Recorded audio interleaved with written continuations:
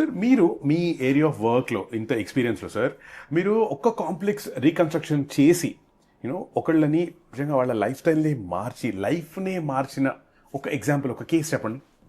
చాలా ఉన్నాయి, but easiest నాకు రికాల్ అయ్యేది ఒకటైతే చెప్తాను. నేను అంతకుముందు వేరే హాస్పిటల్లో పనిచేసినప్పుడు మన హైటెక్స్ కమాన్ ఉంది చూసారా, అక్కడ మీకు డబుల్ రోడ్ ఉంటుందన్నమాట. నైట్ ఒక 4 యంగ్ కిడ్స్ BMW కార్లో ఫుల్ డ్రింక్ చేసి నార్మల్ రోడ్డు మీద వెళ్తున్న ఒక కపుల్ ఎన్ఫీల్డ్ని వాళ్ళు వచ్చి ఆపోజిట్ రోడ్లో వచ్చి కొట్టారు 1 వేలో. So boy friend on the spot చనిపోయాడు. వెనకాల గర్ల్ ఫ్రెండ్కి ఏమో మనం పెల్విక్ బోన్ అంటాం కదా హిప్ దగ్గర, ఆ పెల్విక్ బోన్ ఓపెన్ ఫ్రాక్చర్ అయిపోయింది, అంటే మొత్తం బోన్స్ అని బయట కనపడుతున్నాయి.